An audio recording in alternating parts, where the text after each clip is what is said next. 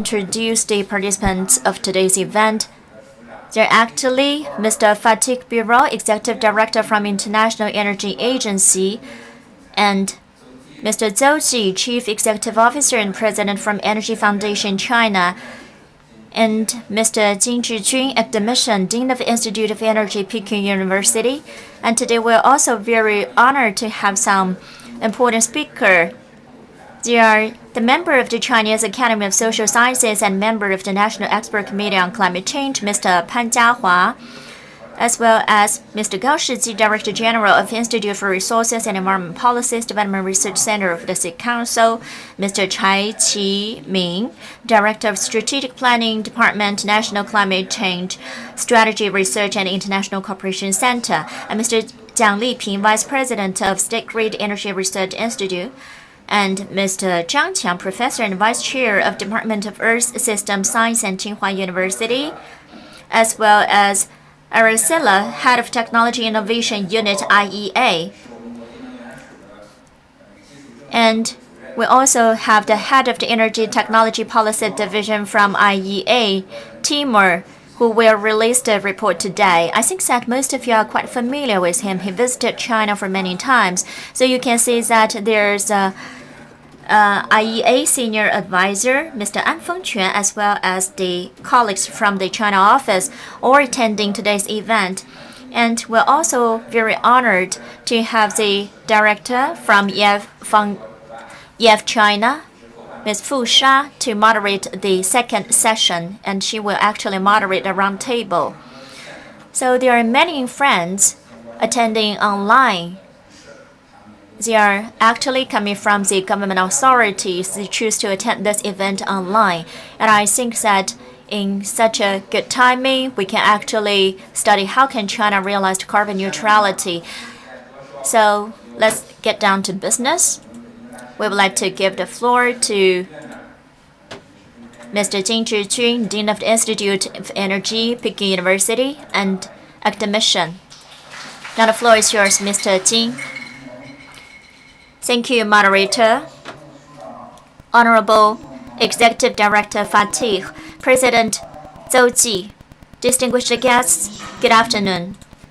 On this golden autumn day, in Beijing and Paris, together with IEA, EF China, we will jointly release the flagship report, the Energy Sector Roadmap to Carbon Neutrality in China. I think that this is really a timely event. First of all, please allow me, on behalf of the IEPKU, I would like to extend my warmest welcome to all the friends both at home and abroad. To control the carbon dioxide emission and to achieve carbon neutrality at an early date already become a global consensus. The realization of the dual coal target is an important strategic decision made by the Chinese government after great deliberation. It is related to our future development as well as the construction of the community with a shared future for mankind. And I think that dual coal target actually shows that China is a great country, shoulders our responsibility. We follow the trend and also the necessity for China to realize the Sustainable Development Goal as well as the new centennial target. However, at the same time, we also face unprecedented challenges.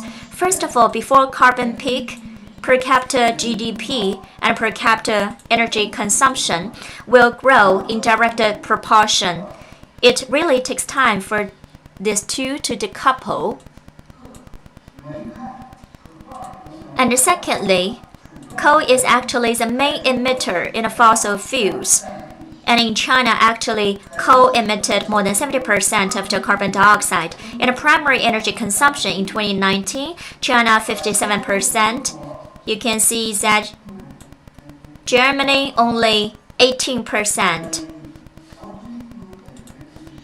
United States 12.41%. UK and France 3%. Coal-dominated energy system is China's national reality. It shows that actually it's really difficult for us to achieve carbon neutrality. At the same time, you can see from carbon peak to carbon neutrality, UK, Germany, and European countries takes about 80 years, United States 43 years, and China only 30 years. The carbon cut intensity and speed is also unprecedented. As a result, we have to consider that in China, we have to achieve carbon neutrality, and at the same time, we have to accommodate the survival and development of a great country with 1.4 billion population. So from the historical carbon footprint and future development, we should look at China's development of carbon neutrality in a comprehensive manner. China's per capita carbon emission now actually goes beyond the global average. However, if you look at the cumulative per capita emission, we are far from reaching the world average. So far, our per capita carbon dioxide emission is only 40% of the US, and the cumulative per capita emission is only 13% of the United States. IEA, as a world-renowned energy sector research institute, has always been dedicated to promoting energy transformation and to cope with climate change. And the achievements made by IEA is there for everybody to say. As a relatively neutral intergovernmental organization, IEA offered very good public services, basic data, as well as independent perspectives. It is very widely influencing in the sector. A lot of Chinese research institutes and scholars are all referring to the achievements of the studies of IEA. In particular, over the past years, the cooperation between IEA and China has been further strengthened. There's in-depth cooperation with a lot of Chinese government authorities, and there's also person-to-person exchanges. And IEA also give a high praise about China's energy field achievements. And this time, we see that with the launching of an energy sector roadmap to carbon neutrality in China, we believe that this is a precious gift to us. And in China, we have an ancient proverb: the stone from the other mountains can be used to polish the jade from this hill. And I think that this is really a timely gift for us. The target of carbon neutrality is already fixed. However, there are multiple choices in terms of the pathway. And the core criteria for choosing the pathway is whether it can promote social progress and minimize the overall social cost. An IEA report offered a very important pathway for us to refer to. At the same time, we have to point out that we must accelerate technical innovation and new energy relevant industry development.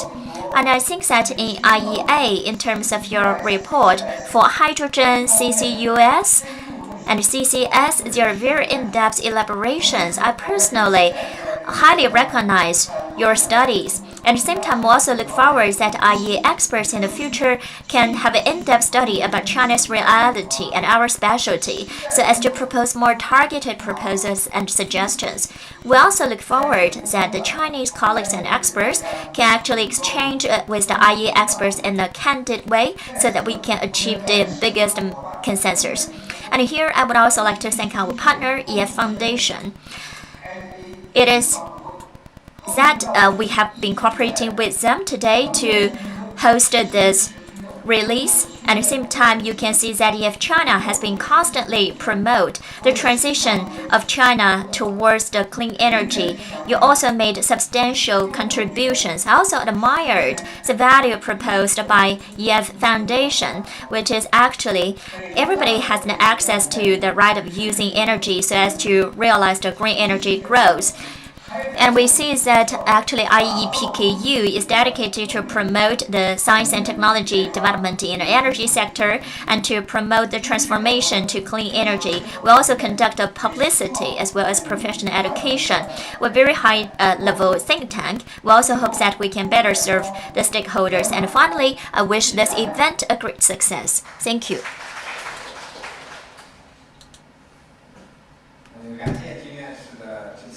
Thank you, Academician Jing. And then we would like to give the floor to Mr. Zhou Ji, CEO and President from EF China. Honorable Mr. Fatih, Honorable Mr. Jing, Yang Lei, Jia Hua, Jiang Liping, and Qin Ming, as well as the other experts. I will name all of them one by one. Today, I'm very honored to attend this great event.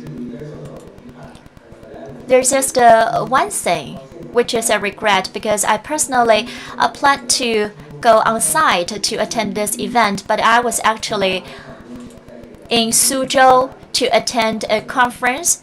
And actually, you can see that Suzhou, together with the Suzhou government, we're going to sign an MOU in terms of carbon peak and carbon neutrality.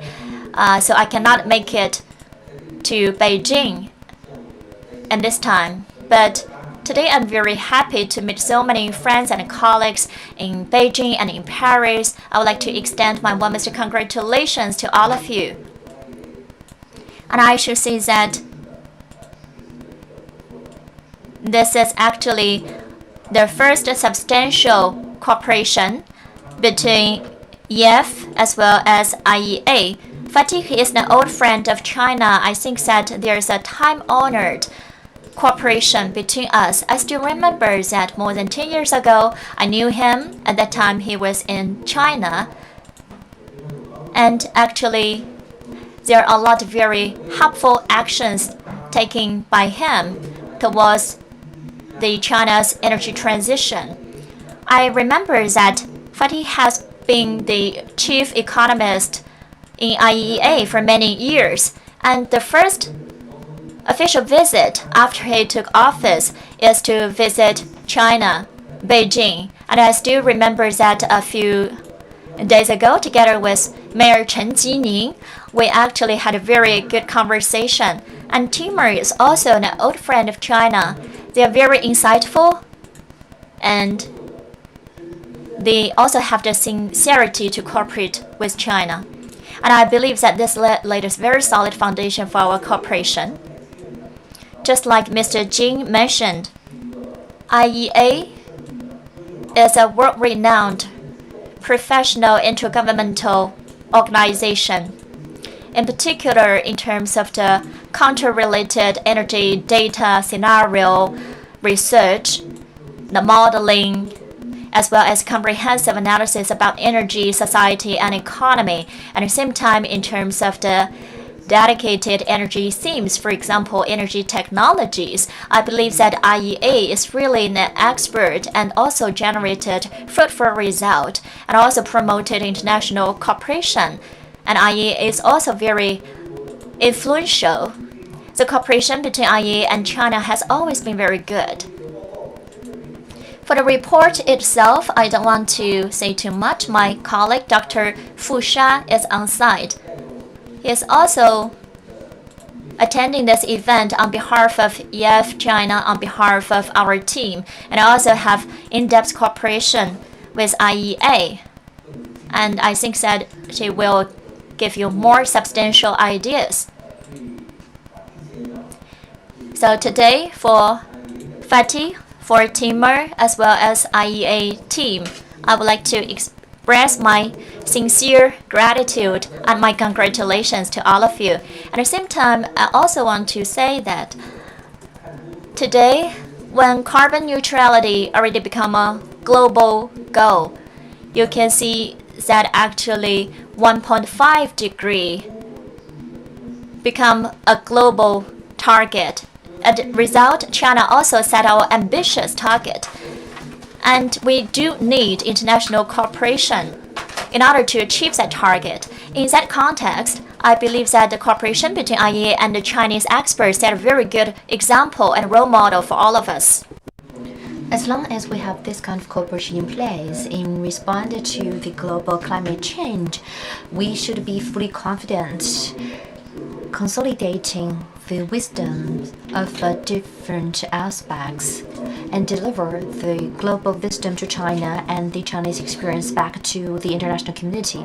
I believe that the cooperation between China and IEA will definitely play that role. Last but not least, I'd like to show my attitude that for the EF China, we're going to deepen our cooperation with IEA as well as the domestic experts to continuously help the realization of the target, 3060 targets. Thank you.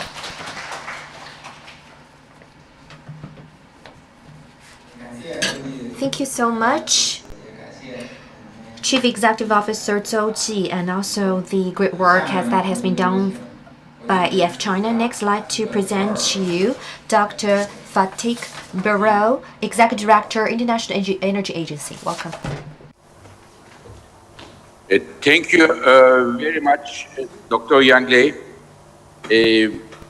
Excellencies, distinguished guests, friends, colleagues, greetings from us, from IEA headquarters in Paris to all of you in Beijing and the rest of China and everywhere, people who are watching us.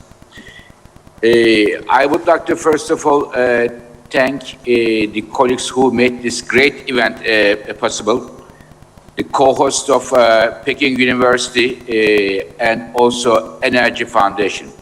Thank you, Professor Jin and Professor Zhu. Jin, thank you very much. Very nice to see you. And many thanks to your hardworking teams. And a special thanks also go to my friend, Dr. Yang Lei, for his great work here. And I would like to thank all IEA family member governments. Several of them are following this. Some of them are in the room. Some of them following through different channels. And thank you to them also for supporting the IEA's Clean Energy Transitions Program. Also thanks to our media partner, China Energy News, which I know is a very respected publication in China, especially on energy transition. And I would like to thank many experts who helped us for this report, experts especially from Tsinghua University, but also from ERI, Energy Research Institute, Chinese Academy of Social Sciences, and the National Center for Climate Change Strategy. Many colleagues helped us, and I am grateful for their support. And I should tell you that, as it is always the tradition, whatever the problems, mistakes are in the report, this is our problems, our mistakes, but we do appreciate their work.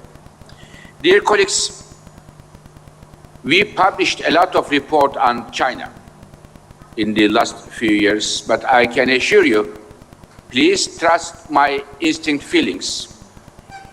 This report is and will be a reference report for anybody in China who will work on energy issues, anybody around the world who will want to get an objective view about China's energy and climate policies. It will be a reference book. And as we speak now, our book is free online in our website, and the executive summary in Chinese is also free online in our website. Now, what I would like to say, start to say with why China? Very simple.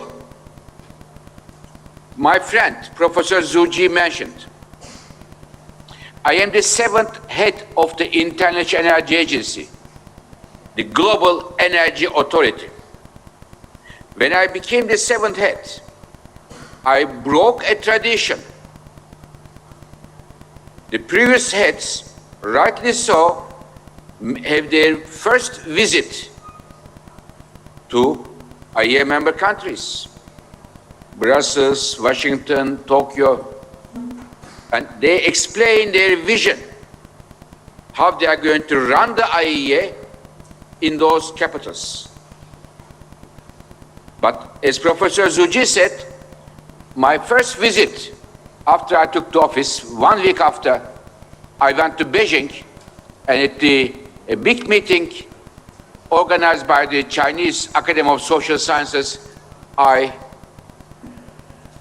presented my vision, which was opening the doors of the IEA, and China was the first country who came from that door and became a member of the IEA family, for which I am very happy and I am grateful.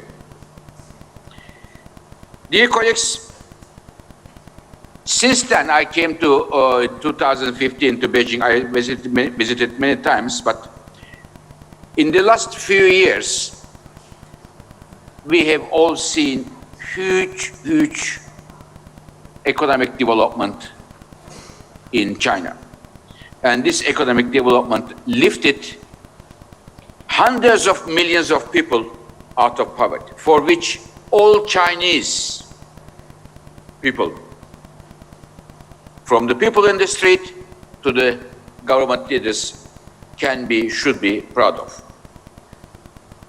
Now, we are all, of course, the entire world is happy to see that people lifted out of poverty, but this made China, at the same time, the largest energy consumer and the producer of energy. Number one energy producer and consumer in the world. And together with this, as the bulk of the growth in energy demand came from fossil fuels in the past, we also see that China is today, by far, the largest CO2 emitter of the world. And it is the reason we are making this report and also highlighting in this report that when you look at China, don't think only see the fossil fuel part, because China, dear colleagues, is today a leader of the clean energy in the world. And this is definitely so for solar, number one in the world, wind, number one in the world, hydropower, number one in the world, electric cars, number one in the world, electric buses, number one in the world, and as such, China is also a clean energy powerhouse. And China does also a big service to humanity, and we should not miss that service, which is when China deploys these clean energy technologies, it helps to bring the cost of these technologies down, which means these technologies, clean energy technologies, are becoming accessible millions of people around the world, and I believe this is a huge service that China is making. Now, this is why we do on China. About our roadmap that we are publishing, and as I told you, this will be a reference for many years to come. This follows the roadmap that we carried out for the world we published last May. A roadmap for the global energy sector for net zero for the world. And in fact, my colleague, Dr. Gül, who is going to tell you about this, our current report on China, is also, together with my colleague, Mrs. Lara Kozi, a co-author of that major report, global report we published in May. So after we published this report, a global report, we got a lot of requests from different governments to prepare a roadmap for their own country, which reflects the trust of the countries around the world in the International Energy Agency.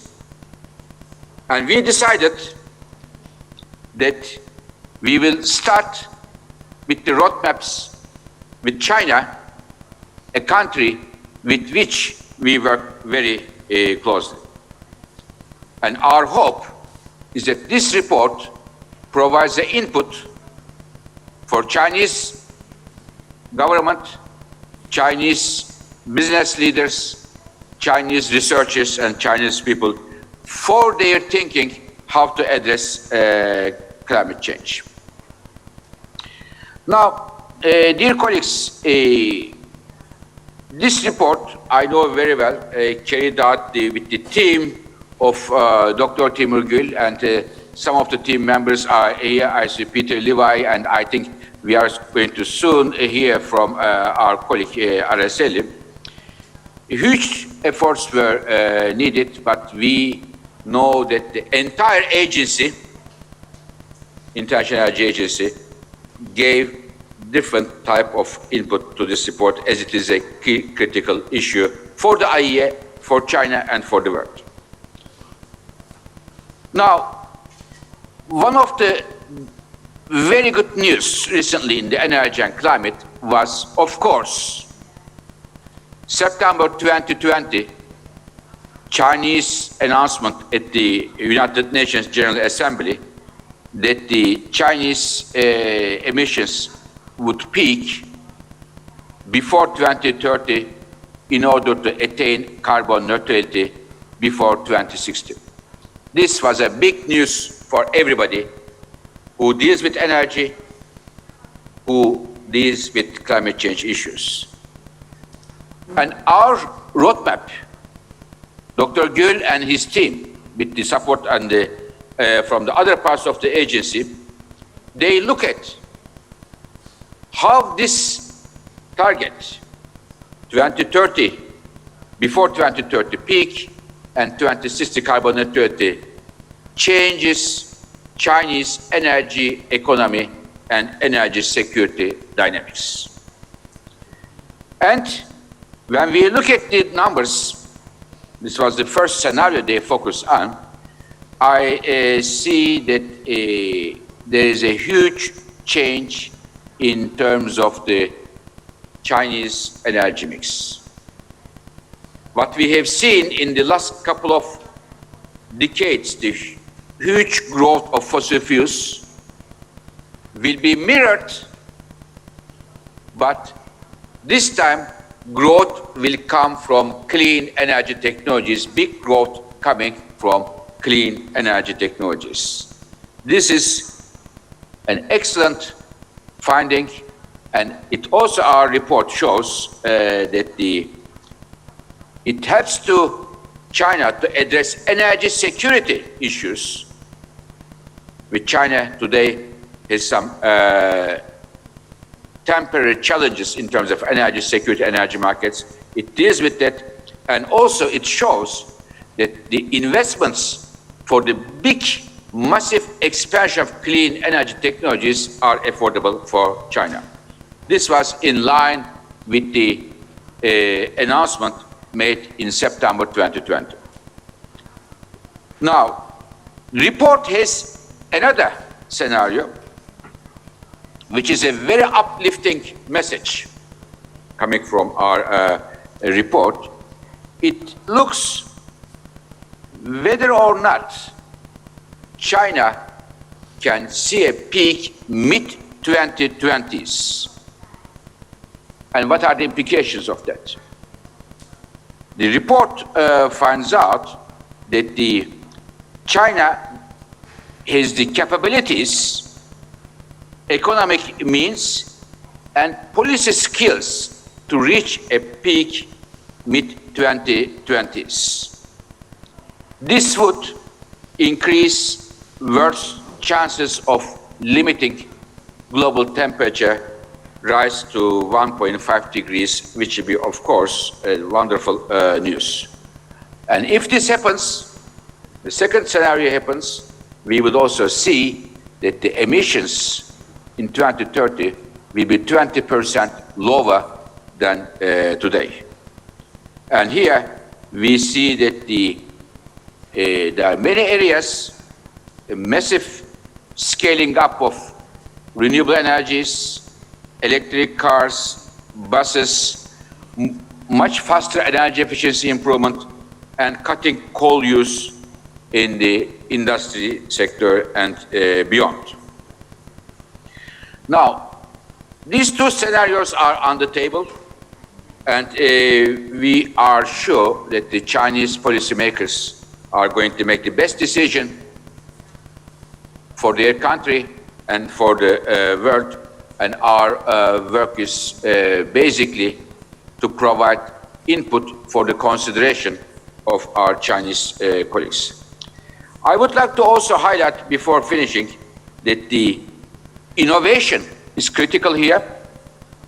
And when we look at the Chinese energy history, we have seen innovation has been one of the successful parts of the Chinese energy policy, and we think the innovation in the emerging technologies such as advanced batteries, such as hydrogen, such as sustainable use of bioenergy and carbon capture will be critical. And we hope to see China, and as it was mentioned by President Xi Jinping recently, having a fair and good international collaboration with other nations. This is a key international collaboration, because the race we are seeing now today is not between the countries. Race is against time to reach net zero. Dear colleagues, I get just the news from my colleagues that the hundreds of thousands of people are following this event, which means, once again, it will be a reference report for many years to come. And as such, I would once again like to thank my colleague, Dr. Gül, and his team. Dr. Gül is our chief when it comes to our technology issues, but also the entire team, but our colleagues in Beijing who helped us. I would like to also thank the Chinese government for great cooperation and the wonderful news that the President Xi Jinping recently gave, that the China will not anymore build, finance coal-fired power plants abroad.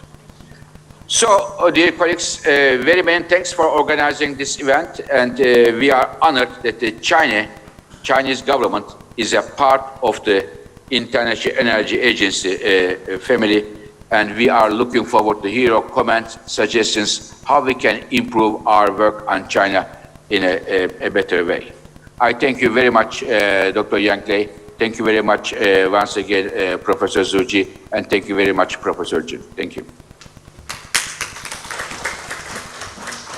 Thank you very much, Dr. Bilor. Thank you for your inspiring speech, as always. Thank you so much. 下面呢，我们就邀请。And next, we would like to give the floor to Timur Gu, head of the Energy Technology Policy Division from IEA. Now the floor is yours, Timur. Good afternoon, distinguished guests. Thank you very much, Dr. Yan Lei. Dear colleagues, warm greetings from Paris. It's a great pleasure to be here with you today for the launch of our roadmap on pathways for China to reach carbon neutrality. I regret very much that we cannot be with you in person today to see all the good friends and colleagues over dinner tonight even so. Just great to see you at least today on the screen. I would like to thank first and foremost sincerely our many colleagues and friends in China who partnered with us on this particular study, our co-hosts from Energy Foundation China, Dr. Zhu Ji, Dr. Fu Sha, as well as Peking University, various different colleagues at Tsinghua University, Energy Research Institute, Beijing Normal University, Renmin University, China Academy of Social Sciences, Development Research Center of the State Council, the National Center for Climate Change Strategy and International Cooperation. Really big thanks to all of you for your invaluable contributions and insights. Now, as you are all aware, China has embarked on a 40-year journey to reach carbon neutrality, 40 years after China's reform and opening up, which changed China and which changed the world. The impact of these past reforms has certainly been very impressive. Around 1/4 of global GDP growth over the past 40 years came from China. Hundreds of millions of people were lifted out of poverty, as our executive director already highlighted. And today, China is the largest economy in the world. Now, economic growth, as in other countries, came with a massive expansion of the energy sector and across all fuels. And there are two stories to be told. Think of coal, for example, where on the one hand, China was responsible for more than 90% of the net global growth in global coal use over the last 4 decades. Today, China accounts for more than half of global coal demand, with India being a distant second. On the other hand, China was also the key market for renewables like solar, PV, and wind, bringing down the costs of the technologies for every country around the world. Very similar picture when you look at oil, for example, where China today is the second largest consumer of oil in the world, following the United States. At the same time, China boosted the use of electric cars, is the largest market for electric cars today, and at the same time, the leading manufacturer of batteries. In fact, 70% of global electric vehicle battery manufacturing capacity is actually in China. From a climate perspective, of course, there's only one currency that matters, and that is CO2 emissions. China has significantly contributed to global growth in CO2 emissions over the past 40 years. It's the largest CO2 emitter in the world today. On a per capita basis, China overtook the EU some 10 years ago. It is therefore clear, of course, that a pathway to limit the global mean temperature rise to 1.5 degrees will require significant contribution from China as well. Now, China's carbon neutrality pledge that was announced in 2020 and that aims to reach a peak in CO2 emissions before 2030 and then carbon neutrality before 2060 was significant, of course, in this context. To limit the global mean temperature rise to 1.5 degrees, the world will need to reach net zero emissions from the energy sector by around 2050. On current trends, we are not yet there on that type of pathway. China alone, of course, will not be able to decarbonize the global energy sector, naturally. But the contribution that the successful implementation of China's 2060 pledge would bring to the global goal is huge. It is equivalent to bringing global CO2 emissions back to the level of the early 2000s. The emissions decline that China wants to achieve after 2030 is particularly important. Without such a decline, China alone would, on current trends, absorb roughly 80% of the global budget to limit the global mean temperature rise to 1.5 degrees. Reaching carbon neutrality by 2060, therefore, increases the world's chances to mitigate climate change. At the same time, of course, it's important to recognize that there will be, even under this pathway, a lot more CO2 emissions to come from China. The carbon neutrality target, as pledged, will absorb roughly half of the world's remaining CO2 budget for the energy sector. Now, what does China's own goal to achieve carbon neutrality by 2060 mean in practice? It means a major turnaround in the way China produces and consumes energy. There has been an impressive growth of renewables and electric cars, of course, but China's growth story over the past decades has, as in other countries, of course, been fueled predominantly by fossil fuels. 85% of China's energy demand today, roughly, is satisfied by fossil fuels. The turnaround required to 2060 is basically off the scale and pace as what we have seen in the past for fossil fuels in China, just this time low carbon. To give you a sense of the dynamics here, a couple of key indicators for the transition as we see them in our scenario: coal demand needs to drop by more than 80% by 2060, oil by around 60%, and natural gas by more than 45%. By 2045, solar needs to become the largest fuel in China's primary energy mix, overtaking coal. At the same time, China needs to push energy efficiency wherever possible. Total energy demand in our pathway that meets China's own 2060 pledge is more than 10% lower than it is today, fueling an economy that is more than 3 times larger than today. A transition towards an innovation and digital-led service economy away from the past growth model that relied on the production in heavy industries will, of course, be equally important.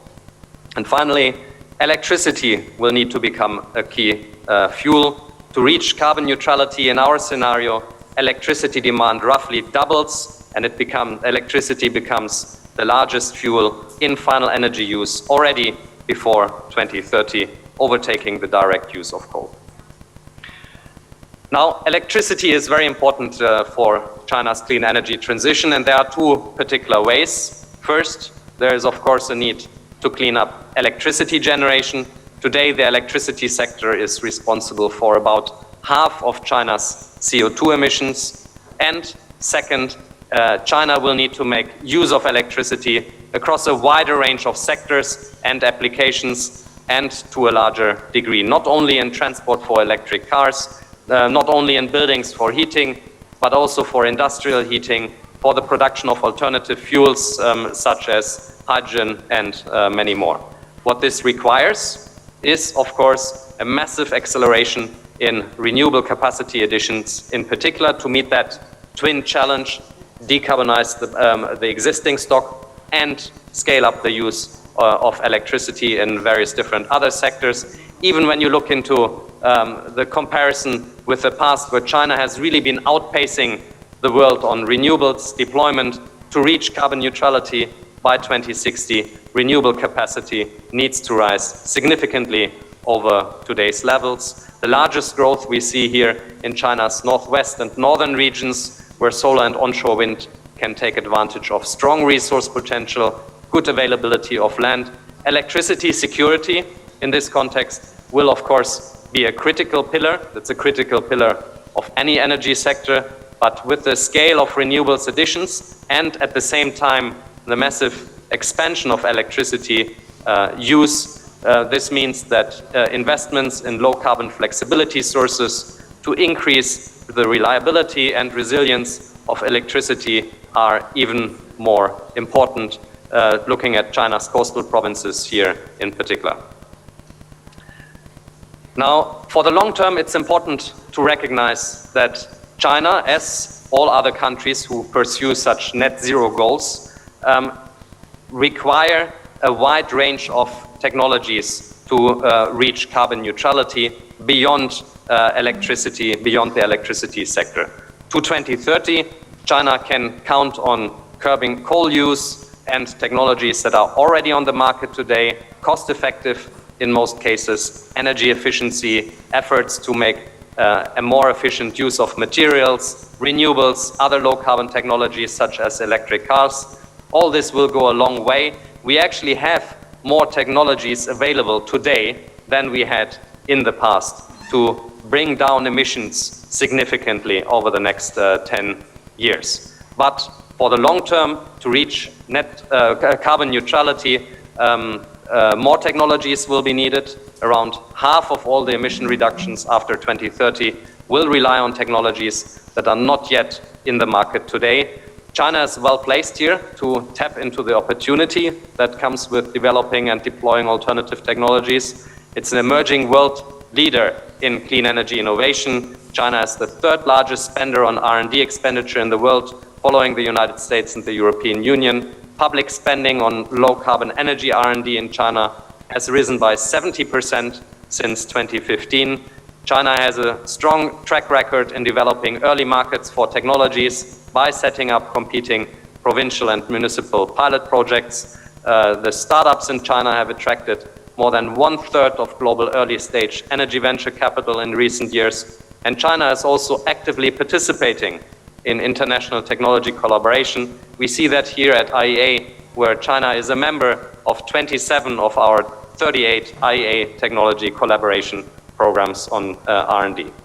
China already undertakes significant concrete steps to deploy and develop alternative technologies for CCS. For example, the development of large-scale demonstration projects was included for the first time in the 14th five-year plan. For hydrogen, China has not yet prepared a national strategy or a roadmap, but several provinces have announced or are developing their own strategies. Shandong, Hebei, Jilin, and many, many more have been working on such strategies. Now, accelerating innovation for key technologies will be critical for China to achieve carbon neutrality, but also to achieve it in an orderly type of way. Let me give you an example here, which is the heavy industry sector, which is a key example actually for China. Chinese heavy industries produce nearly 60% of the world's steel and cement, along with 30% of the primary chemicals used to make plastics, as well as nitrogen fertilizers. These three sectors alone contribute roughly 30% of China's CO2 emissions. And to put this into a perspective, in a global perspective, let me just give you two concrete examples here. Hebei province alone produced around 250 million tons of crude steel in 2020, equivalent to 13% of global steel production. Hebei province alone. And China's cement and steel sector emissions alone are higher than the total CO2 emissions of the entire energy sector of the entire European Union. So very important for the fight against climate change. The point is now that over the next 2.5 decades or so, practically all existing facilities in China in heavy industries could be retired, renewed, or replaced. And so there's a huge opportunity to drastically reduce CO2 emissions from these sectors. If, however, the next investment cycle in these heavy industries for all this capacity has no access to the critical applications of low carbon technologies at scale, such as hydrogen, such as CCS, then this alone could result in an additional 70 gigatons of CO2 emissions for the world. This would make achieving 1.5 degrees much harder. 70 gigatons alone are equivalent to around 15% of the global budget for limiting the global mean temperature rise to 1.5 degrees. And for China, of course, it would make reaching carbon neutrality by 2060, let alone more ambitious goals, much harder to achieve. It would require basically early retirements of facilities in future years, more than what is economically desirable. The current decade is therefore critical for China, as it is for all other countries, to make sure the next generation of clean energy technologies is available as soon as possible in order to achieve carbon neutrality in an orderly way without blocking in new highly emitting infrastructure. Now, whatever the exact trajectory for carbon neutrality, China's transition will require clear and early signals to the energy sector to be successful, as in all other countries as well. What we are seeing in our central pathway here, in a trajectory that is in line with China's stated goals, CO2 emissions by 2030 would be slightly higher than in 2020, but our analysis also suggests that China has the technical capabilities, the economic means, and the policy experience, in fact, to achieve a faster clean energy transition to 2030. An early peak in emissions by the mid-2020s could be possible and bring emissions into a decisive decline to 2030. There are three key opportunities for China. None of them is new. All of these build on existing efforts in China, further accelerating the decline of coal use in power and industry, further accelerating energy efficiency efforts, further pushing low carbon technology deployment. This would be very beneficial for climate, of course. The cumulative emission savings in such a pathway are higher than the global annual emissions from coal today, but it would also help China to achieve a carbon neutrality target that is earlier than anticipated in the context of greenhouse gas neutrality by the year 2060. It would, of course, bring many benefits beyond climate change, air quality. It would help China further develop its role in clean energy technology value chains globally in clean energy and innovation. It would bring greater prosperity to regions that have not yet fully benefited from China's economic development. But of course, it will be challenging. Any pathway to carbon neutrality will be challenging, and it will require making climate change an all-of-government effort, similar to the efforts under the leadership group on carbon peak and carbon neutrality that China has set up. It is important to recognize, however, that a faster transition doesn't fundamentally change the socio-economic challenges that lie ahead. Jobs are a key example, for which China's own pledge means that jobs in fossil fuel extraction may be lost to 2030, particularly in coal mining and washing, with pronounced local effects, of course, in entire communities. But there will also be many jobs to be gained in electricity generation, in construction, in the development of new and emerging technologies. There are net gains for jobs in China's clean energy transition to be made, according to our analysis, although the new jobs gained and the jobs lost may not always be in the same locations, which is an important policy challenge. A faster transition now to 2030 with a peak by around the mid-2020 doesn't fundamentally change this challenge. The net gain in jobs is actually higher than under China's carbon neutrality pledge. The investment challenge is not unsurmountable either. Whatever the pathway here, there will be a need, of course, for foresighted policy to make the transition just and inclusive. We recognize the many efforts that are underway in some Chinese provinces. Shanxi, for example, has a high share of economic activity and employment based on coal today and is already developing programs to support these transitions, looking to develop clean energy industries. Such efforts will need to become much more widespread to achieve carbon neutrality in the long term. Let me finish the presentation by wrapping up some of the key conclusions.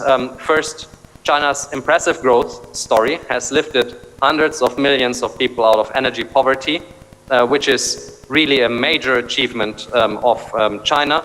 It came at an environmental expense, of course. China today is the world's largest producer and consumer of energy and its largest emitter of CO2. But China is not only about fossil fuels. China's clean energy efforts brought down the costs of solar PV and batteries globally and changed, therefore, the way the world thinks about low carbon technologies. China is today a clean energy powerhouse, both in the use of technologies and in their production. China's carbon neutrality pledge is very significant. It demands an energy system transformation that results in growth for clean energy in the coming decades, similar to what fossil fuels have experienced over the past 2 decades in particular. Our analysis shows that an accelerated transition is possible. It can lead to a CO2 emissions peak by the mid-2020s and a 20% emissions decline by 2030 relative to today. It would make the transition more orderly and result in almost 1 million additional net jobs by 2030.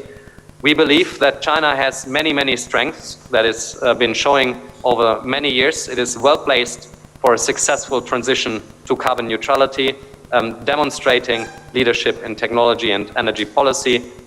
We believe international collaboration with China is essential and enjoy the exchanges we have at the IEA very much. Thank you very much for your attention, and I look forward to the discussion. 谢谢 Timur， 谢谢 Timur 非常详细的。Thank you so much, Professor Timur Guo, for your very detailed introduction. Even if he did a very detailed introduction, it's difficult to introduce to you everything in the report, but it's already published on the IEA website. It is a very concrete analysis on the carbon neutrality roadmap of China, and you can find it on the website. Next, we have the honor to have with us a lot of experts. Some of them are online and some of them are offline, and they're going to join us in the panel discussion. Now, I'd like to invite the guest on site to come to the stage, please.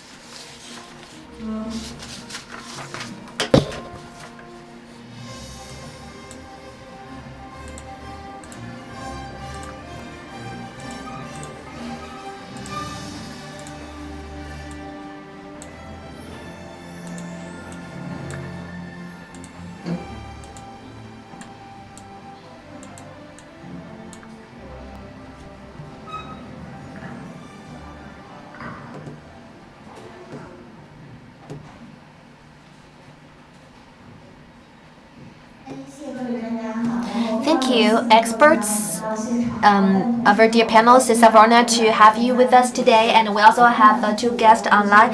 One is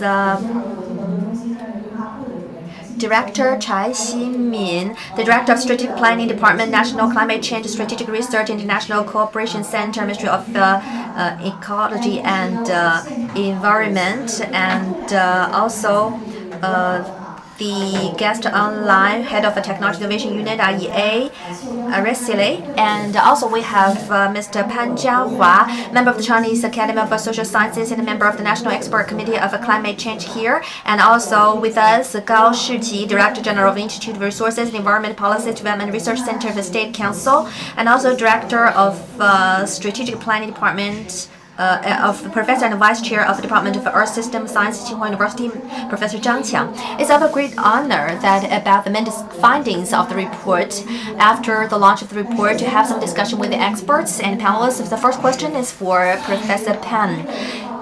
In the IE report, the carbon neutrality transformation was mentioned, and there will be a lot of economic and social benefits, like Timur in the report talked about the effects on employment, and also he mentioned that except for in the renewables and new energy sector, there will be some emerging employment, and there could be some loss of employment in the conventional sector. How to guarantee this kind of fair transition? That is a major challenge of policy making. So can you share with us how to use the policy measures to address this issue? Thank you.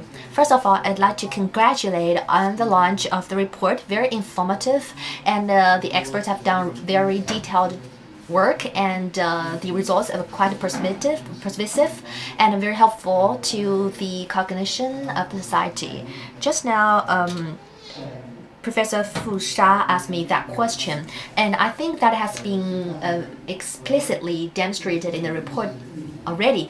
I cannot agree more with the conclusions of the report, and moreover, I think there could be some potential for further development in the conclusions. First of all, we need to analyze the coal, oil and natural gas, the conventional fossil energy. They are highly cost-extensive investment sectors.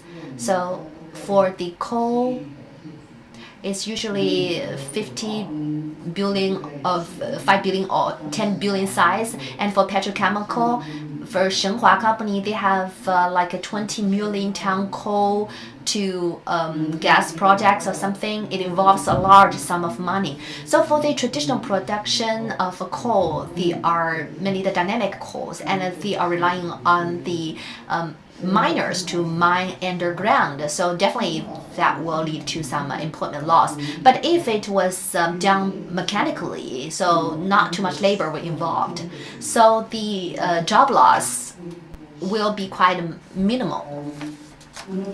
Then from this sense, the social and economic impact could be in total very positive. For the renewables, for example, wind, PV, and especially PV, from the ore to the monosilicon and to the panel, etc. For each part of the chain, there will be employment, that will be the return to labor, and that can be used for consumption and pull up the economic growth. And I think that it is closely related to people's daily livelihood. And in a chemical factory, you can see that coal and oil, as well as the other fossil fuel investment, the return actually goes to the investors. And the capital will not be used for consumption. It will be used in the reinvestment to earn more money and to get a higher return.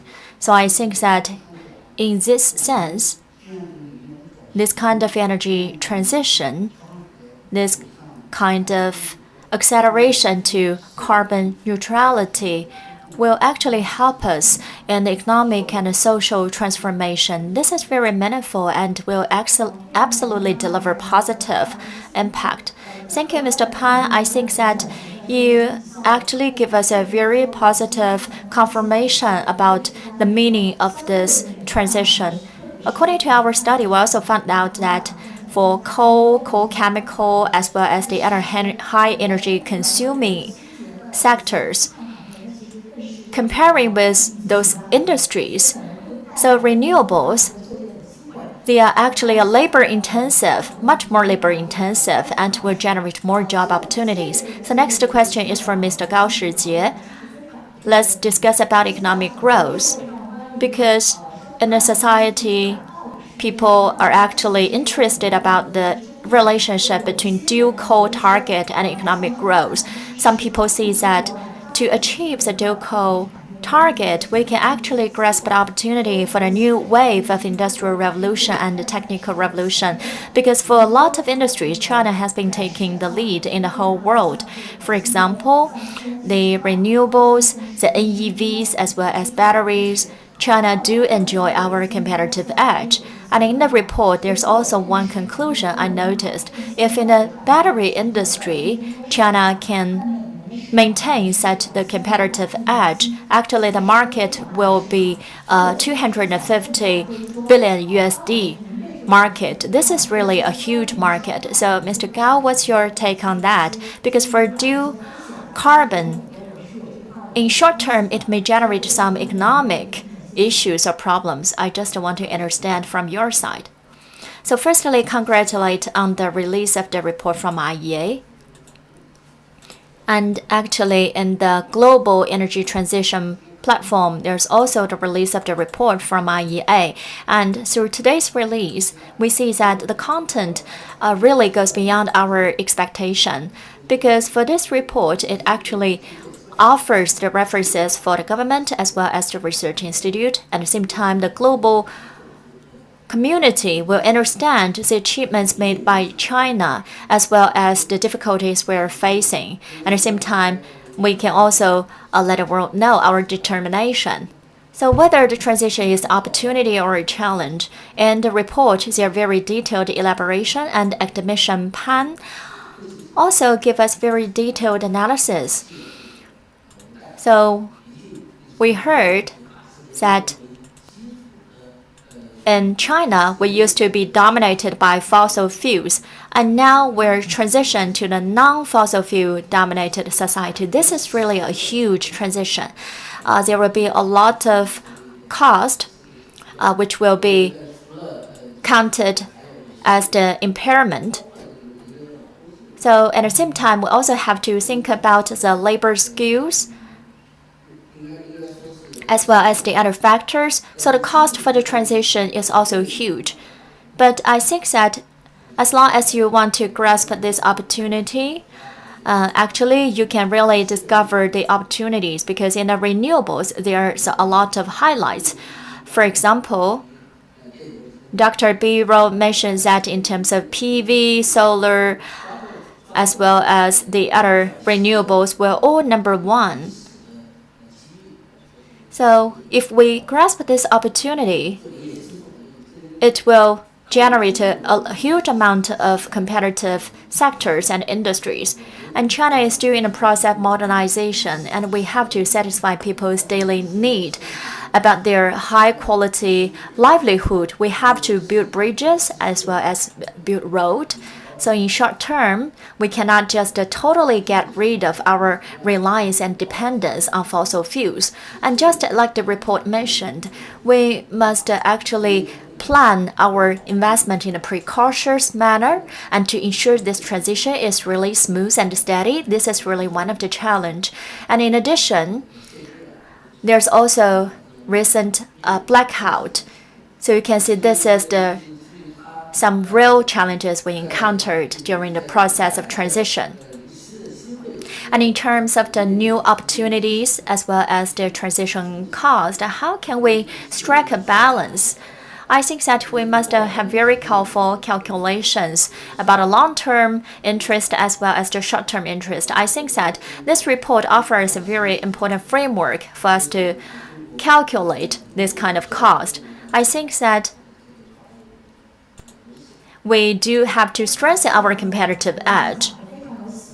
Okay, thank you, Mr. Gao. Very enlightening. In the transition period, of course, the benefits will be bigger than our losses, but we have to avoid the detour so that we can realize the long-term transition goal in the minimum cost. In particular, China is still in the development stage, so we have to effectively plan the investment before carbon peak. Which sector shall we invest in, and in what criteria shall we refer to? This is very meaningful. And thank you, Mr. Gao. Mr. Gao just mentioned about blackouts, so I just want to ask Jiang Liping. In the IEA report, as well as many carbon neutrality reports, they all mentioned that the new power system with a high percentage of renewables is indispensable. And this is also one of the major directions in China. And recently you can see that there are blackouts and there are also high electricity price in European Union. And some people blame renewables because they say that it cannot ensure the stable supply. So what's your view on this? And in China, when we transition from the coal-dominated energy system to the renewable dominated system, what are the main challenges from our side? Or how can we make sure a smooth transition?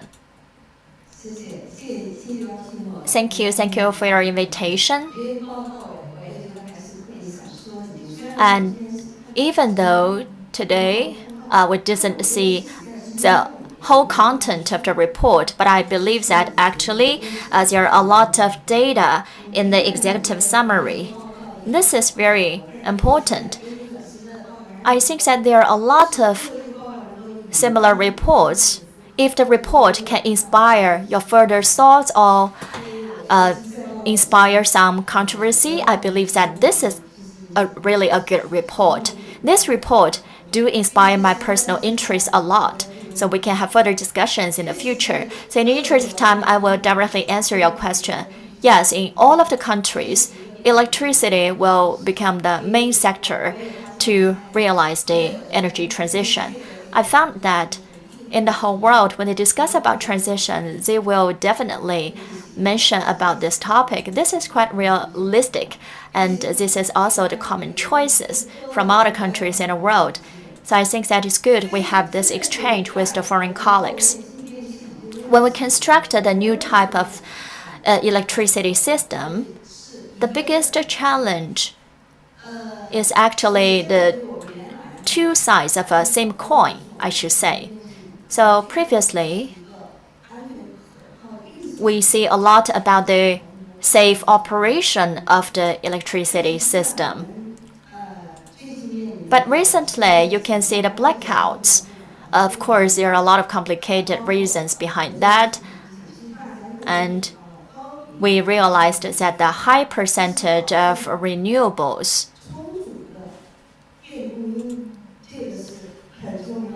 the most important thing is to ensure the adequate and reliable power supply. Just like one of my colleagues mentioned, no matter what you say, blackout shouldn't actually happen in our transition. If we do experience the blackouts, it means that the transition do encounter some challenges. Because, in terms of wind and solar, for example, in high temperature or extreme cold weathers, the power cannot be constantly generated.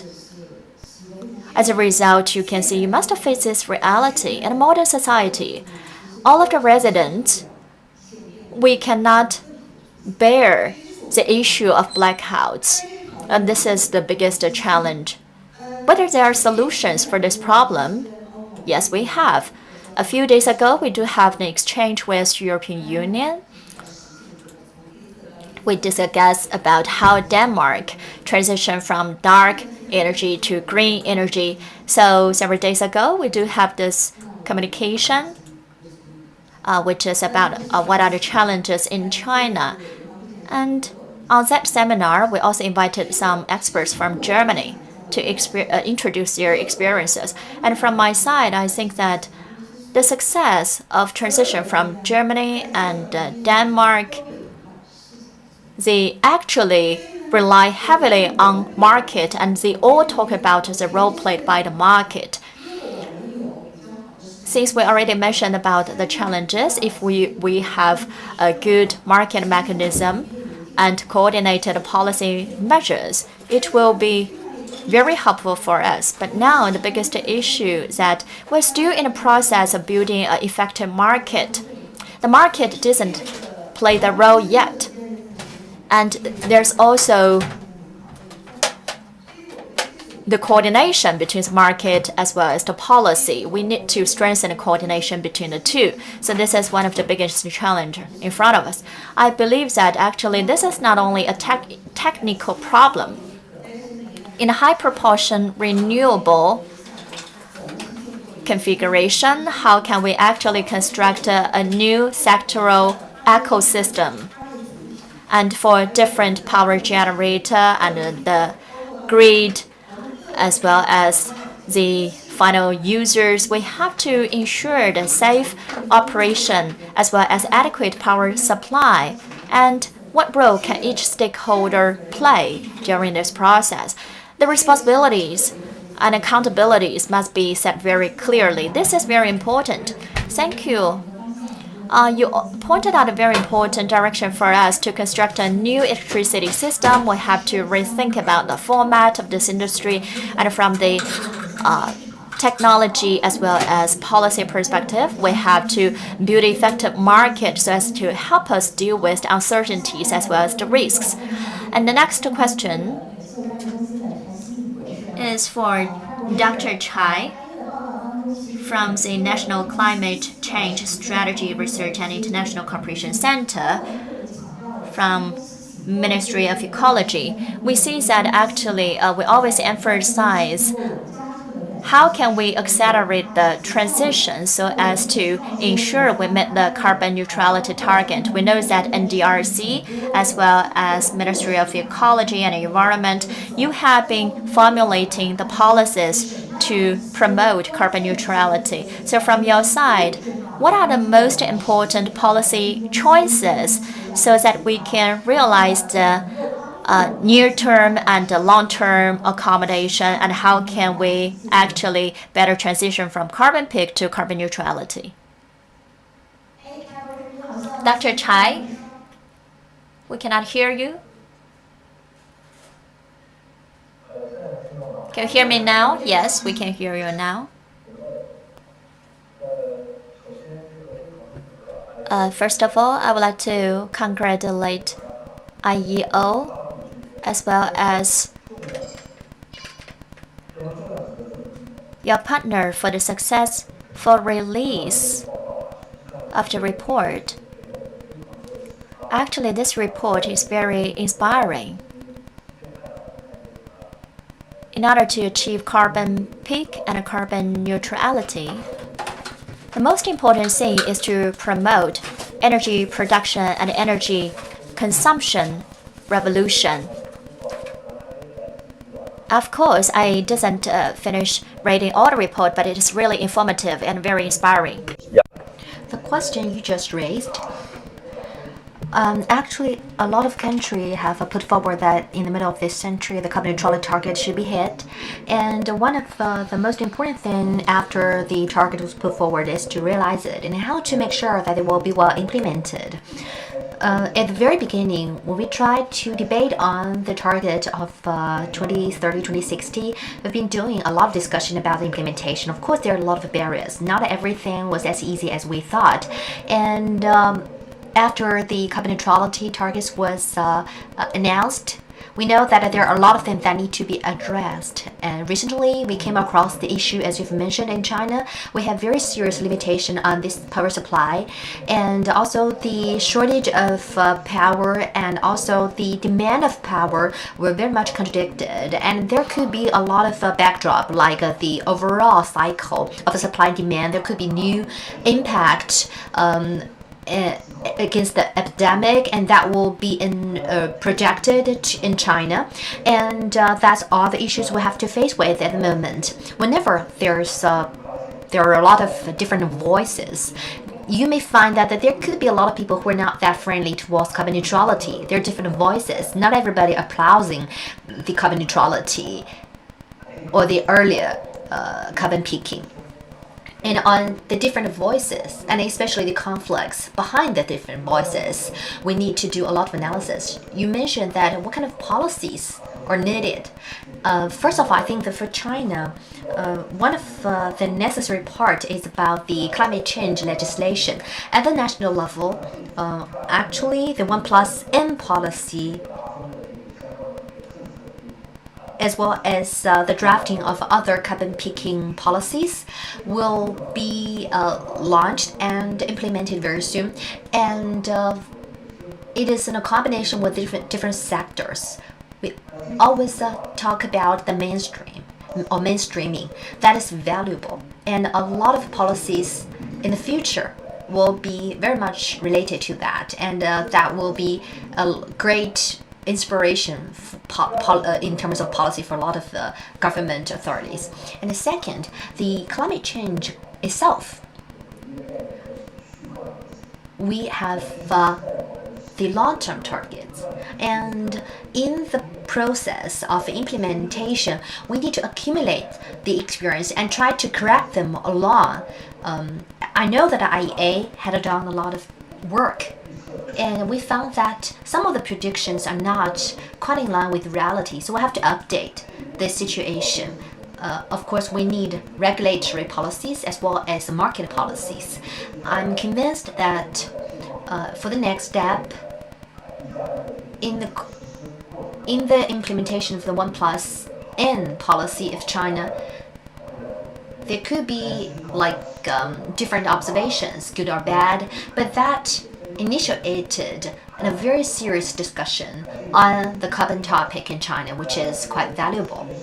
And that made more countries or even more agencies like IEA, and a very insightful one, to have more in-depth research on China.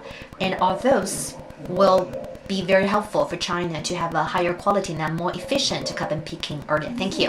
Thank you so much, Dr. Chai. Dr. Chai also pointed out that the realization of a carbon neutrality is actually quite in line with what President Xi mentioned. It's a systematic transformation of a society and economy, and different sectors need to collaborate, and we need climate change to be more mainstream, and that is quite close in line with the 5-year plan. The realization of the 5-year plan also need a process of amendments along with implementation in order to find out the problems, update the targets, which is also quite similar with the advancement every 5 years under the Paris Agreement. Thank you, Professor Chai. The next question is for Professor Zhang Qiang.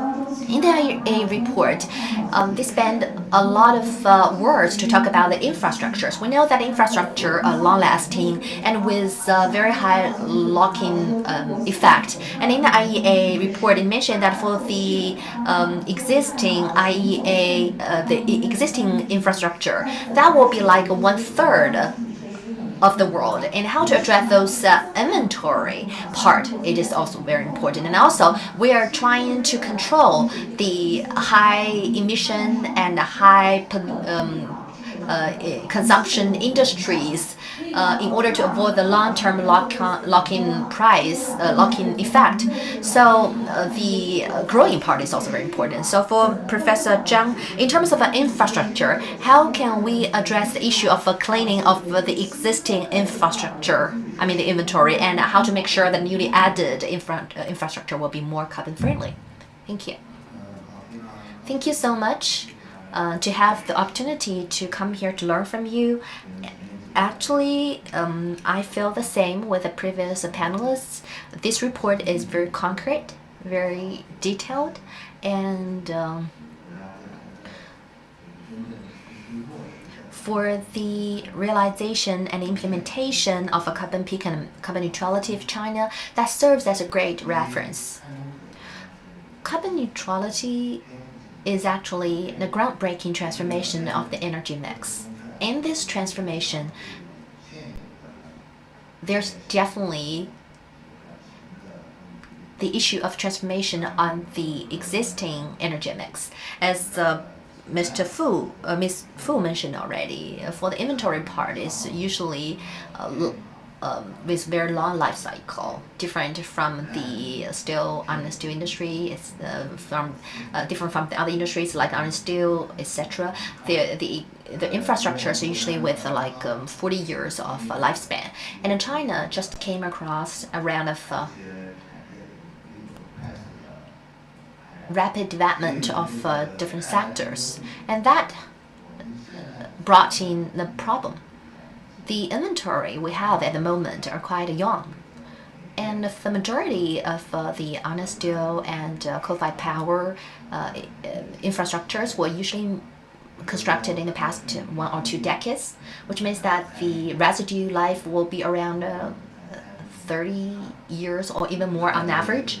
So that is quite related to our concerned question, which is about the transformation. And I'm very happy to see that in the executive abstract, it talked about the orderly transformation. That is really good wording. I think for the transformation, it's definitely gradual, step by step, from easy part to the difficult part, from mature technology and gradually transforming. And all those newly built infrastructures, if you ask them to transform immediately, that is not possible, neither necessary.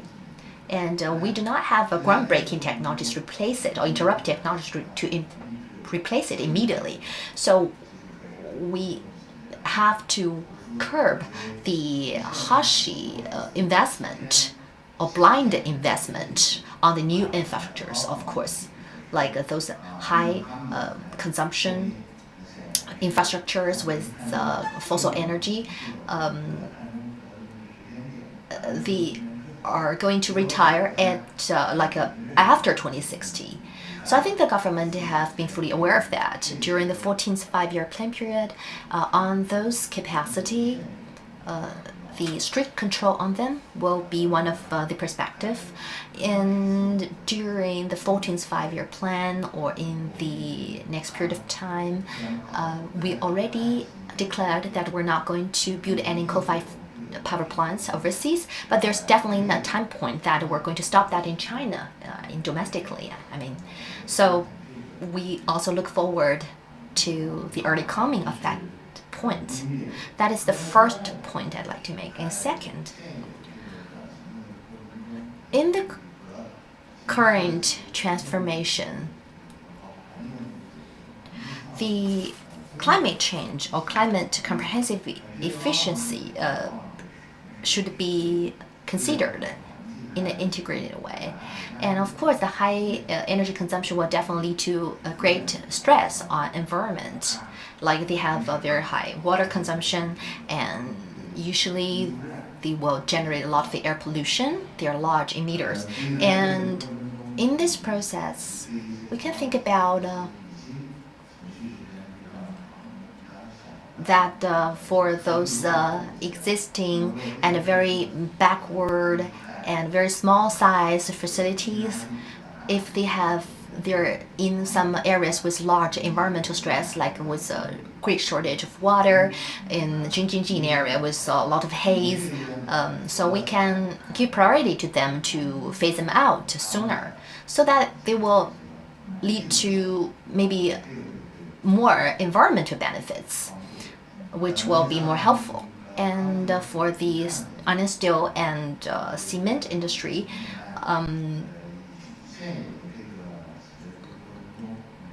we need to think about the existing mature technology, like the transformation from long process to short process for iron and steel. And on one hand, it will help to largely reduce the pollutants emission and in the shorter term, and on the other hand, in the longer term, if the power system is getting more cleaner, then there will be low carbon iron steel in the future. And one last point, we need to pay attention to the important role played by CCUS technology. And for the power system, in the future, in the power system with a high proportion of renewables, what kind of role it can play? Of course, we didn't draw a conclusion yet.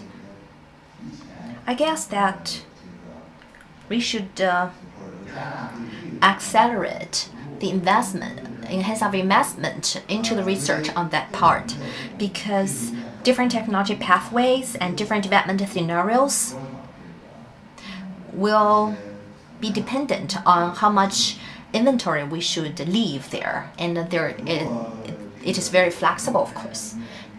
For the pure renewable power source, if we can address the issue of interruptions, and for the existing coal-fired power, if the average lifespan is 40 years, by 2060 they will be naturally phased out.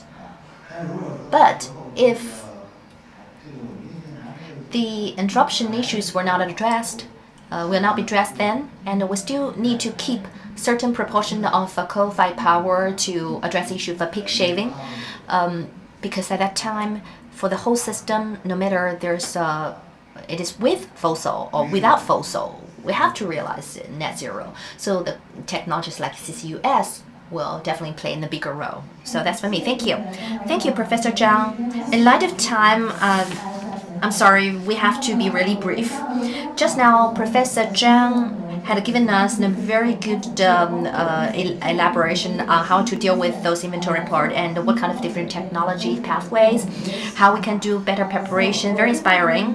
One last question is for Araceli. That technology is of great importance actually to help China to achieve carbon neutrality. However, according to IEA's analysis, so more than 50% of technologies that will be critical to achieve the carbon neutrality are not yet commercialized. So what do you think what will be the key technologies we need to focusing on? So China needed to enhance its R&D on this kind of technologies, and how China could enhance this kind of technology innovation. Thank you. Thanks very much. And let me extend my thank you as well to all the distinguished panelists for their insights, which have been very inspiring as well. Just wanted to echo as well the thanks from our executive director and as well Dr. Gould for all the Chinese experts that have provided very insightful expertise and have shared their views with us and their knowledge throughout all this year in numerous meetings, and most of you are here with us today. So thanks again from the whole team, because your help has been really invaluable to us. So just coming back a little bit to Dr. Fusha's question, so indeed, we see innovation as an essential pillar for the transition to carbon neutrality. While we see actually that this transition to carbon neutrality for China doesn't necessarily rely on drastically different technologies compared to that in other countries, we've kind of developed and built such announced pledges pathway in such a way where we would make the most of China's resources and also expertise, and also to make sure that that pathway would encompass the broader, let's say, sustainable development goals from the country. That includes, for instance, shifting towards an innovation-led growth. So that was really an important part. We saw in that pathway two distinctive periods. One, as it was described by Dr. Gould in the presentation, to 2030, reaching this CO2 emissions peak before 2030, which basically relies mostly on technologies that are available on the market today, mainly wider, let's say, deployment of energy efficiency measures, a reduced use of coal, and also a wider deployment of renewables. We saw, for instance, that just energy efficiency contributed with around a quarter of the emission savings to 2030 in that pathway, and renewables with another third. So most of the background work that could be needed in that period could be achieved with those type of technologies. But however, as you highlighted, Dr. Fusha, it's certainly true that innovation plays a key role in the period after 2030. We see that in that transition to carbon neutrality before 2060, there are four key, let's say, technology families that emerge after 2030. First, the wider electrification of different uses of energy, also wider use of hydrogen, and also CCUS or carbon capture for utilization and storage, as well as sustainable bioenergy. And in our analysis, we saw that deploying these technology areas meant in most cases that we have to deploy technology applications that are not on the market today.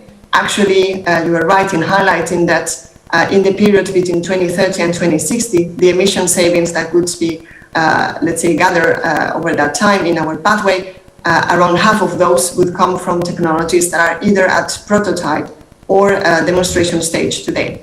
Just perhaps let me give a couple of examples to illustrate this a bit better. On one hand, for instance, as has been raised also during the interventions in the panels, we have a very important or major role for electrification. Electricity demand nearly doubles by 2060 in that announced pledges scenario. And when we look at the emission savings that come from electrification, we see that about 45% of those come from industrial applications, around 35% of those come from transport. Just a point in case, for instance, we see that the energy density of batteries for electric vehicles increased significantly in that scenario. And that is to allow or to thanks the introduction of technology designs that are at prototype stage today, as for instance, solid state batteries. This enables us basically to make electric vehicles being a viable option that can be spanning across different transportation modes and tapping into heavy-duty applications. Another example could be hydrogen, where we see, for instance, that around 80% of the emission reductions that come from the wider use of low-carbon hydrogen or hydrogen-rich fuels come either from heavy industrial applications or from long-distance transport. And some technologies, for instance, that could be illustrative in that area could be the production of steel from hydrogen, or, for instance, fueling ships with ammonia or planes with synthetic kerosene. So again, technology applications that are being developed today. And just the last aspect that is also important is on carbon capture for utilization and storage, which overall accounts for around 8% of the emission reductions by 2060 in that scenario. And around half of the CO2 capture by 2060 comes from the power sector, another around 30% from heavy industries. Again, some applications such as integrating, for instance, carbon capture in cement kilns that are under demonstration today. So indeed, just to illustrate that innovation is certainly an important pillar. We've seen already how the latest 5-year plan have included a shift on policy, the policy focus for innovation towards low carbon technologies, and also this intention to include new policy approaches. We see actually that China's innovation system already builds in from a very unique foundation, and it was highlighted with some of the key metrics and indicators from Dr. Gu's presentation. But we see, for instance, that some of these features of current Chinese innovation system can be harnessed to be tailored appropriately to each of the technologies that will need to be developed. We see that the current policy incentives tend to be more suited to large-scale technologies such as carbon capture and storage or biorefining, rather than those technologies that are current China's manufacturing strengths, such as, let's say, infrastructure networks development, or also consumer-facing products. So again, there's a lot of opportunities to build on that important and unique foundation of China's innovation scheme and ecosystem to make sure that it can be tailored to their domestic needs. Just also to highlight that beyond, of course, R&D spending, there's many other levers and policy instruments that could be used, either by stimulating or creating competing niche markets that can, again, stimulate action from innovators, investing in enabling infrastructure, but also, for instance, many other regulatory measures that can, in the end, stimulate the demand for technologies that are coming to the market and sustain this transition to carbon neutrality. So as a whole, just to wrap up, indeed, very important finding on innovation. And let me just thank again for the organization, in particular, to all the stakeholders, but more personally to Dr. Suji and Dr. Pusha for their very tireless efforts and support to the project. Thanks again. Thank you, Arasi. 其实大家那个正如 Arasi 刚才介绍的哈，就是报告里面。Thank you Just as you mentioned before, the key technologies, hydrogen, CCUS, as well as electrification, they're very detailed analysis about these technologies, the pros and cons of different technologies, the future development potential, and as well as the status quo, and what kind of things shall we do to support different technical roadmap. And in the interest of time, I would like to thank everyone for attending this roundtable. Regrettably, we don't have enough time for further discussions, but we hope that we can continue this dialogue in the future. Thank you.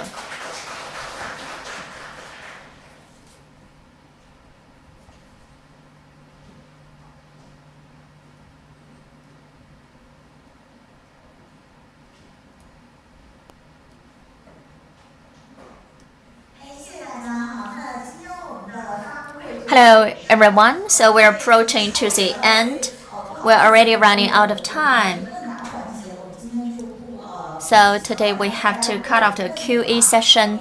If you have any questions, you can contact Energy Foundation, or you can also contact with IEPKU as well as IEA, so that we can have off-site communication. And now we come to the wrap-up session. First of all, we would like to give the floor to Mr. Zhou Ji, CEO and President from Energy Foundation China. Thank you. This is a very successful meeting, very informative. So there are two observations I would like to share with you. First of all, I think that there's a very important perspective from this report. We can see that for the new growth model and new growth logic, there are important analysis from the report. And the conclusion of the report is also important. And just now, in the panel discussion, Jiahua gave us further elaborations about the growth model. One is high capital intensive and high energy consuming investment. For example, large-scale coal chemicals and heavy chemicals, etc. They do have the impact on the consumption. And on the other hand, they will also drive economic growth. And the other one is the investment on PV as well as the other low-carbon sectors. We increase energy efficiency. So if you take this as a growth model, you can see that it will generate more job opportunities and consumption will further grow. If you have a contrast of these two models, you will better understand the new growth model. The second observation, Li Ping, she mentioned that during the process of managing this transition, we have to manage the risks emerging during the process of transition. This is the urgent demand at present. You can see that now there are also wide media coverage about blackout. I should like to remind you that we shouldn't actually just have one-sided view to discuss this issue. We have to be sober-minded. We have to analyze the reasons behind this phenomenon, why this happens, whether there are solutions to these challenges. You shouldn't just boil everything down with environmental protection. I think that this is not the truth. But on the other hand, it also remind us that we have to manage the process of transition. This is a very important supplement idea to this report. I think that when we further refer to this report, we have to specifically discuss about the risk control and risk management. The first thing is about the management of the incremental. In particular, we have to strictly control the high carbon infrastructure investment. because this is of high risk. During the transition, we need more accurate calculation and early warning. And second, we have to guarantee supply. This is of utmost priority. We don't want to see the blackout or the limitations happening from time to time. And when we build the new type of the energy system, we have to give full consideration about this. A basic intent is to accelerate the installation of the renewables. So I think that we must set a specific target about the renewable installation. And we do have to guarantee the power consumption. We have to be clearly minded that the so-called shortage power is not the shortage of the power volume. So we have to optimize the commissioning capacity of the power grid. We have to set up the balanced mechanism to deal with this issue. And second, we must strengthen the demand side management. This is still feasible. And thirdly, we have to accelerate the iteration on the market. In that way, we're moving towards the right direction. Thank you so much. Okay, thank you, Mr. Zhou. And thank you. And finally, we would like to give the floor to Mr. An Fengquan, IE Senior Advisor. I just got the news. We have more than 650,000 participants online.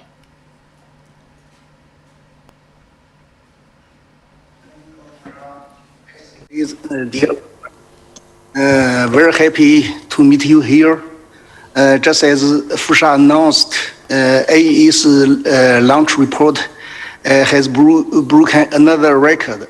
Big congratulations to all the teams, to all the stakeholders. And now I would like to extend some sincere thanks, 5 thanks. The first thanks, also the biggest thanks to Timur and his team. Timur has finished an excellent, amazing, world-class report on Chinese carbon neutrality. And the launch event, as we all seen, very, very successful, very, very exciting. So many thanks to Timur.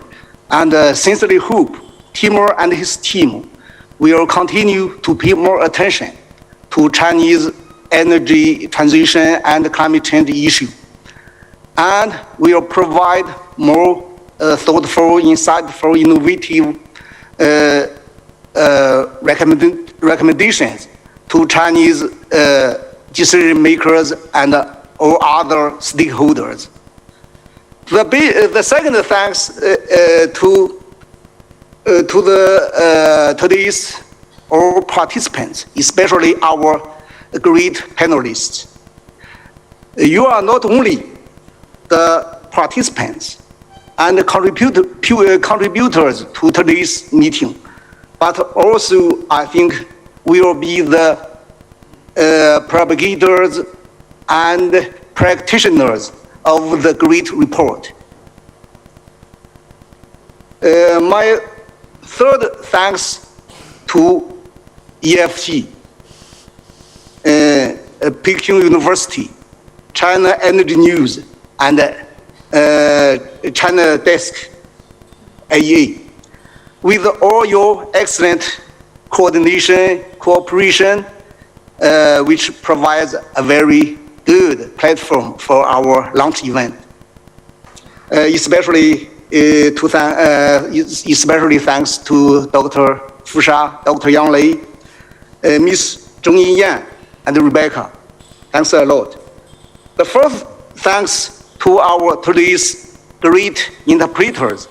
With your excellent interpretation, we can keep our communication very fruitful, very inspiring, actually. Last but not least, big thanks to Dr. Biro. Dr. Biro is a Chinese old friend.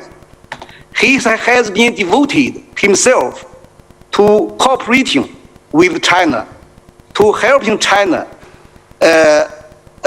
facilitate a clean energy transition and dealing with climate change issues. With his strong leadership and with strong support from our stakeholders, IEA can have finished such a wonderful, amazing report on Chinese carbon neutrality.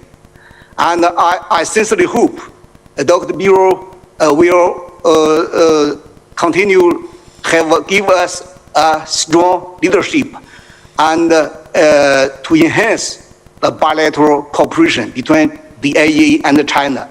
And sincerely hope the cooperation will be more fruitful, more influential. That's all. Thanks a lot. 谢谢安思哈，那再次感谢大家跟我们一起来。Thank you so much, Mr. An, and thank you very much for your participation into the law ceremony, and also our colleagues from Peking University and IEA. Thank you very much for spending the 2 hours with us, and we look forward to the further cooperation with you in the future. Thank you.